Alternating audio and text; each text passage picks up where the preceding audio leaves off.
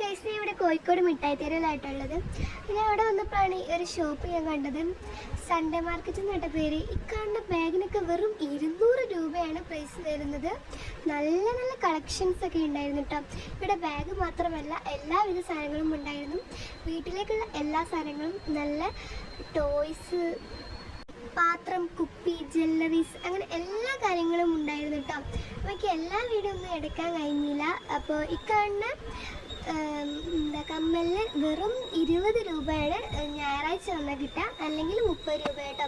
ഇതിനൊക്കെ നല്ല റേറ്റ് കുറവായിരുന്നു, 20, 30 അങ്ങനെയൊക്കെ ഉള്ളായിരുന്നു കേട്ടോ. ആ കാണുന്ന മലകൊക്കെ വെറും 30 രൂപയായിട്ടാണ് ഉണ്ടായിരുന്നത്. ഞായറാഴ്ച വരെയാണെങ്കിൽ അതിൻ്റെക്കാട്ടിലും കുറഞ്ഞ് കിട്ടുമായിരുന്നു കേട്ടോ. പിന്നെ ഞാൻ അവിടെ നിന്ന് ഒരു ടോട്ടേ ബാഗ് എടുത്തിട്ട് വെറും 200 രൂപയായിട്ടുണ്ടായിരുന്നത്. 2 ഷിബും പിന്നെ മുന്നിലൊരു അറയും ഉണ്ടായിരുന്നു കേട്ടോ.